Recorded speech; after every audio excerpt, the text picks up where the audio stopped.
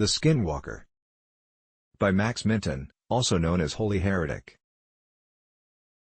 My father told me a story once. I'll never forget it, for a few reasons. I think it's the first story he ever told me as a child. It's also the story of how my grandfather died. But honestly, that isn't the reason. You hear stories on TV, or sometimes you overhear something in a public place. People talk about ghosts and aliens, and you think to yourself, that ain't real. They're making it up, or they're mistaken, or they're crazy, or something like that. You just can't believe it. That is, until something happens. Something that brings it all together, connects the dots in a way you didn't think of before. Maybe it happens to you, or maybe you hear the same story, again and again, from different people. It doesn't take long for the world to become a lot bigger than you thought it was. As I said, this is a story my father told me, but I never believed it, even though he swore up and down it was true. It wasn't until I started clicking around the internet that I started to believe. I started to hear other stories just like the one my father told me. It didn't take me long to believe after that. That's not what my father called it, of course. He's never used the internet in his life.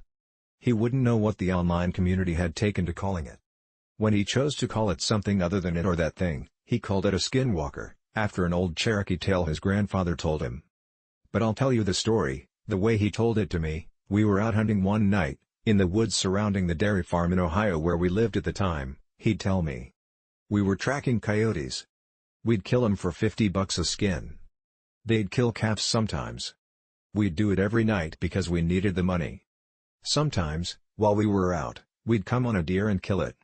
Our landlord didn't mind, and it could feed our family for a few nights and save us some money. Anyway, we were done making our rounds and heading home, walking 'cause we didn't have a car or four-wheeler back then. We'd cut through the woods. That's when we came upon it. Blood, everywhere. Splattered on the trees, in the grass, in the creek, everywhere.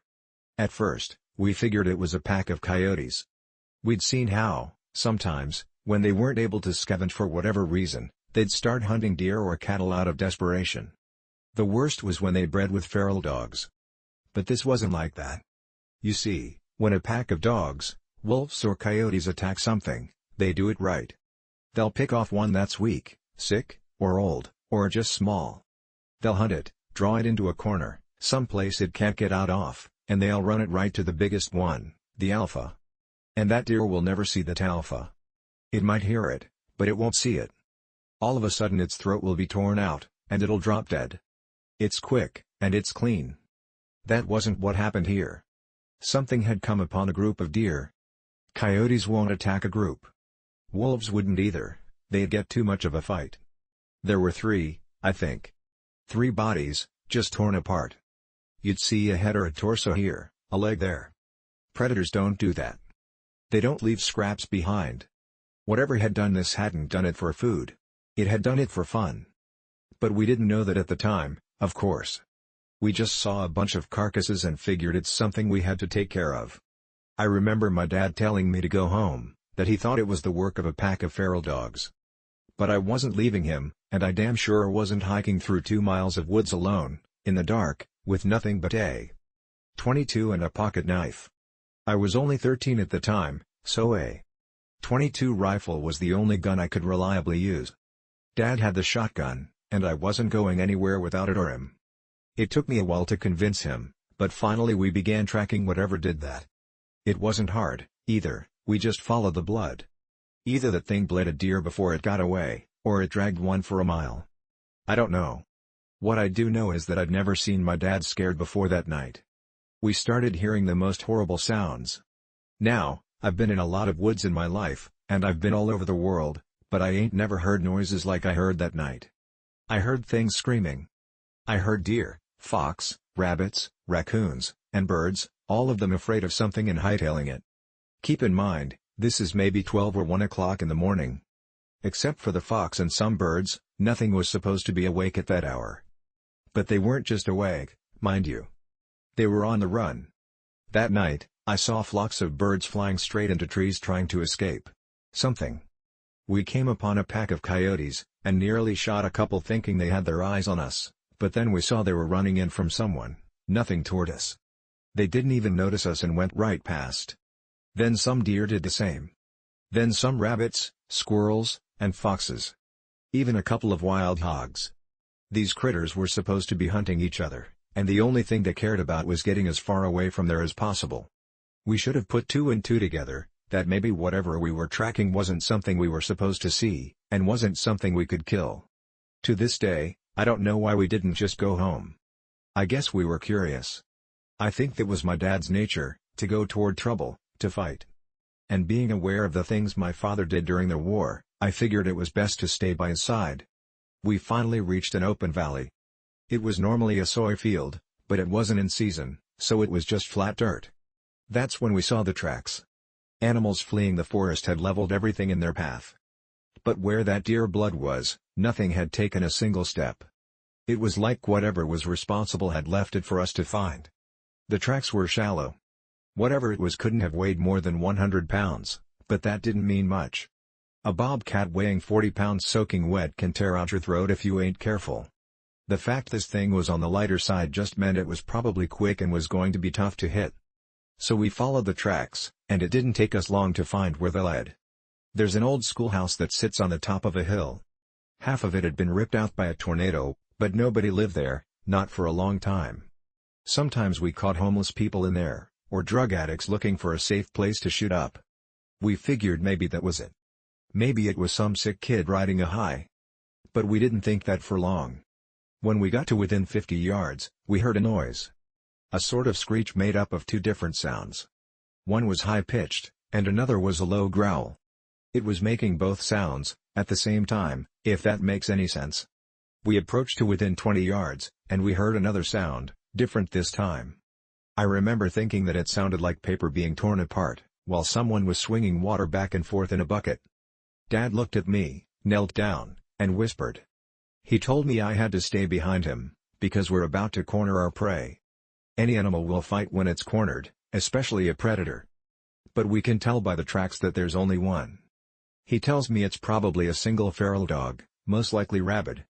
The plan, he said, was to sneak up on it while it was eating, shoot it, and then keep shooting it till it didn't move anymore, then slit its throat.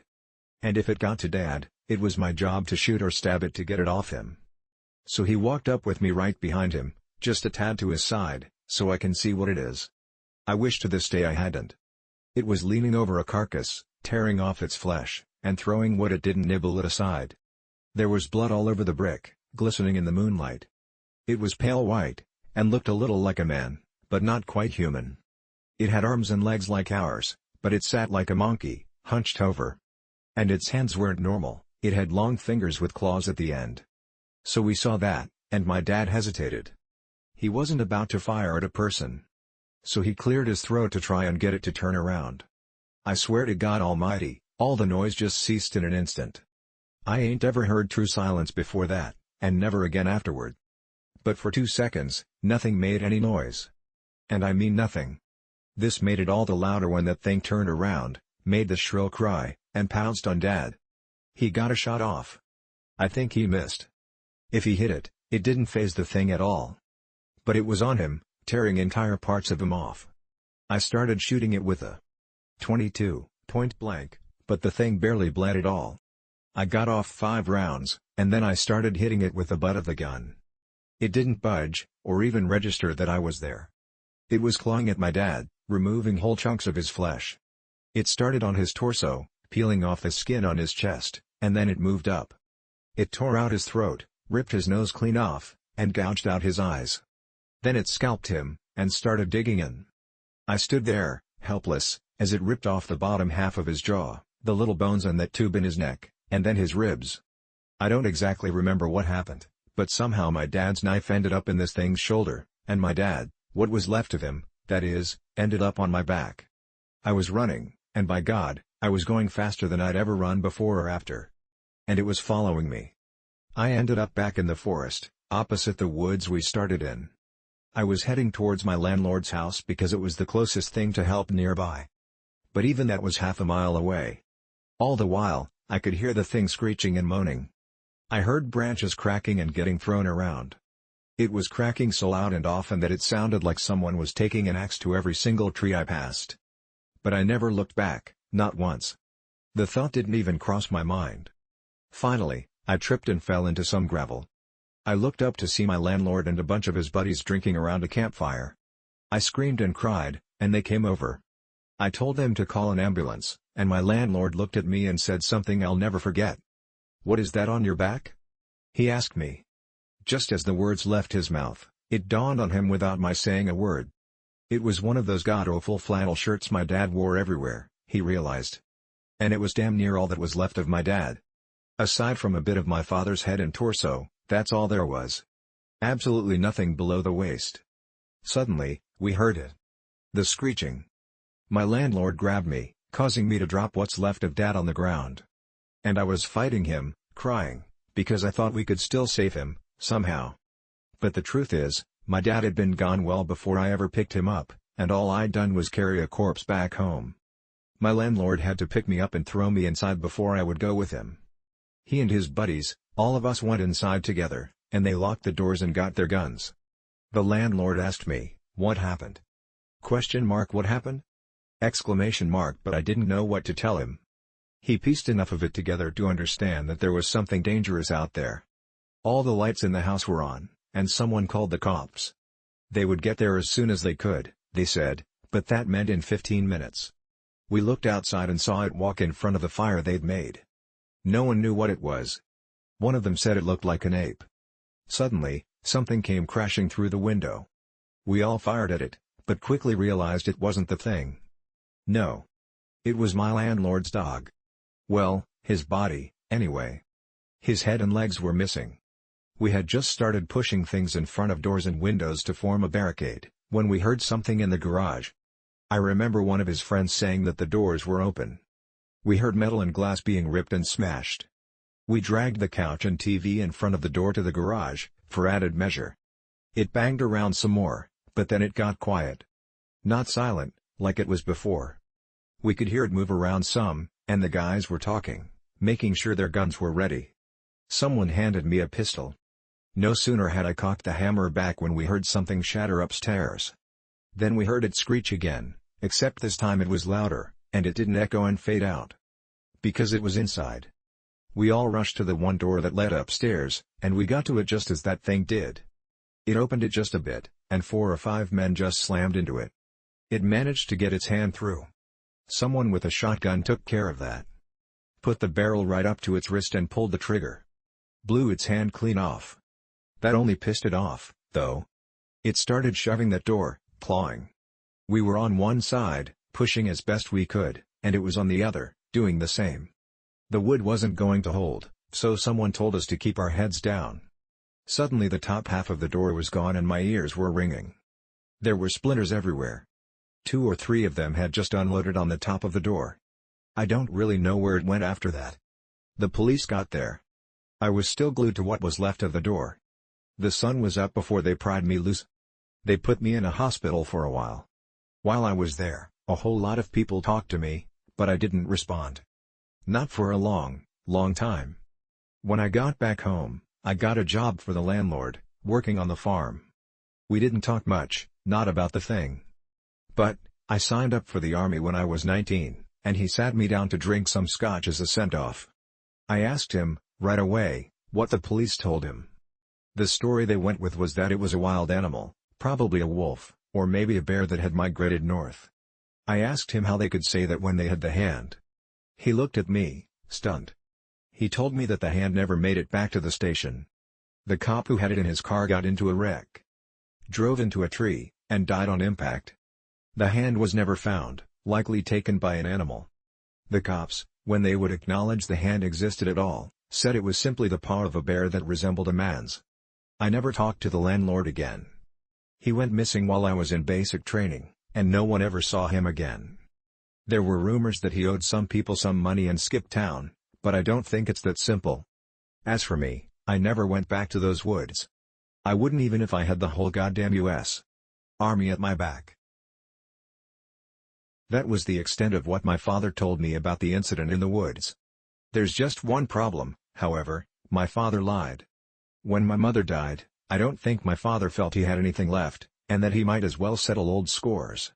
He returned to the woods, and he never came back either.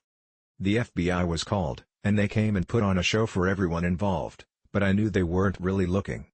I had to get an agent drunk and slip him a few 50s before he finally told me that they get a few calls about those woods every year, about someone up and vanishing. But that was all he wanted to tell me. Before he got up and left with the rest of his team, he wrote the name they'd given the creature on a napkin. Of course, I didn't realize that's what it was at first. It wasn't until I put the words in a search engine online that I understood what they meant. Honestly, I would have rather not known. As it turns out, there are hundreds of stories just like my father's, as well as photos and drawings of the thing. And though the details vary, everyone who has encountered it agrees on one thing: it's still out there, and there isn't a man on earth that can stop it.